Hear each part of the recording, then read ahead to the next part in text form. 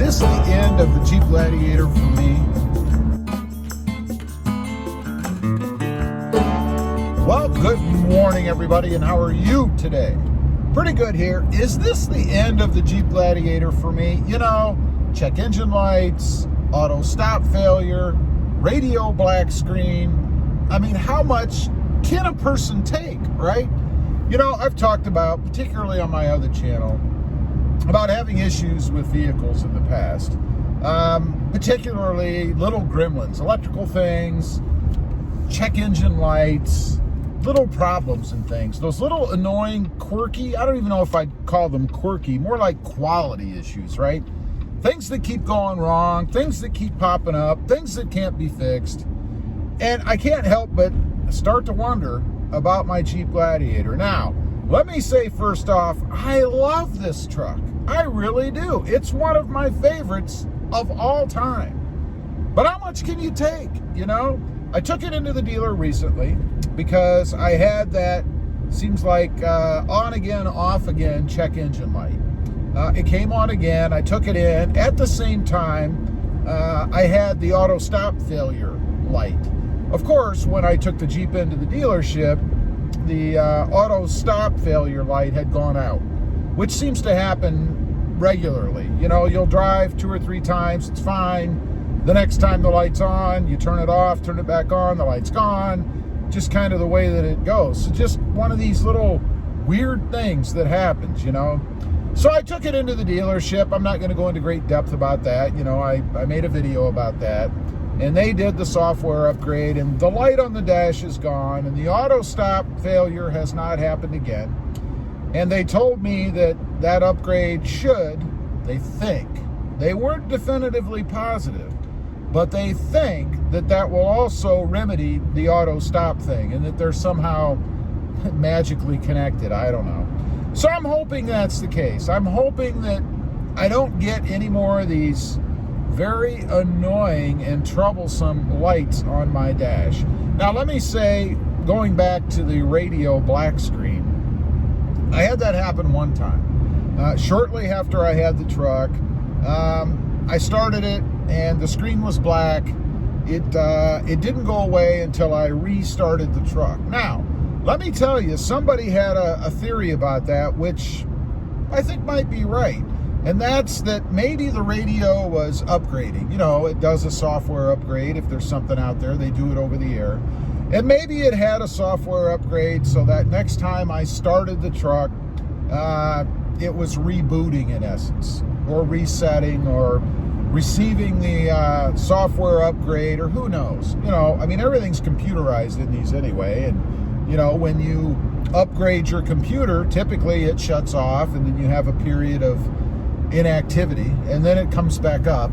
Maybe I just didn't wait long enough after I started the truck for the screen to pop back up. I don't know, because honestly, I didn't wait that long. You know, I started it up, waited a short amount of time, and the radio didn't come back up, so I turned it off. And I did that. When I say turned it off, I mean I turned the truck off and then back on.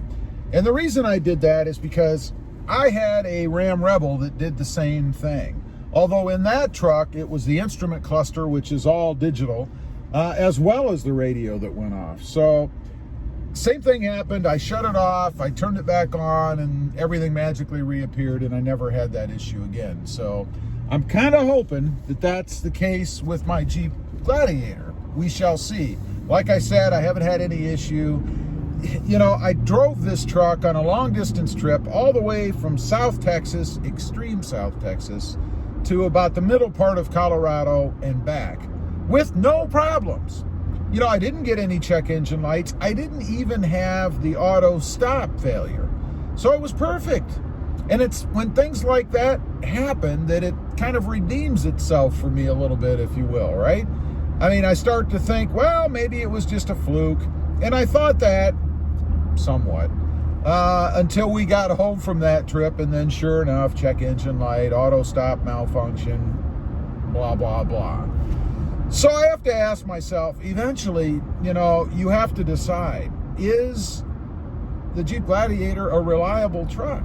You know, is it time, or when will it be time to throw in the towel, to just get what you can. You know, you don't want to have it too long, because then obviously the value keeps dropping every day you have it. But you have to ask yourself the question, you know, is it time? Have you had enough? Can I stand it anymore? Is this thing reliable enough for me to continue, even though I love it so much? Well, I'll give you the answer right now, and the answer is yes. I am going to continue with it, because I do genuinely love this truck. Everything else about it has been awesome. You know, the comfort of it, the power of it, the modability of it, the looks of it. I mean, I love everything about it. Its only downfall is this reliability issue. These little gremlins, these little issues we keep having. So, it's safe for now. We're going to let it go. I've got other plans for the truck coming. We are going to do a little or a further mod to the front of the truck. Should be pretty cool. Something I've been thinking about doing for a while, and finally, you know, made a decision on what I wanted to do. So that's going to be coming up on the channel. I have some other things that I have on order that are coming for this truck. Some pretty cool things, I think. Things that'll make it easier, at least on the inside, for things that we do every day. Let's just say that. I'm not going to go into, you know, great detail in that, because I don't want to ruin it for an upcoming video. But we do have some pretty cool stuff coming up, including something that I got that actually is a knockoff. It's not a genuine part, if you will. And I did that for a couple of reasons. One, because I wanted to try it out. I wanted to see if it was any good. You know, I'm all about saving money if you can get the same exact part, but just because it doesn't have a name brand on it or come from a big, you know, warehouse or whatever, then it's just as good. So I want to see that, right? I want to check that out. And secondly, because it's like half price. You know, again, why spend a ton of money on something that's identical if you don't have to? There is one other reason, I guess, and that's because this part that I wanted showed as discontinued at one of my preferred vendors, I guess, or people I like to go to. Not because I'm tied to them in any way, but they just do a good job in getting the parts out and getting parts that aren't damaged, so they're packaged well and deliver on time. So anyway, that's a little bit as to what's coming up. Again, the Jeep Gladiator is safe for now.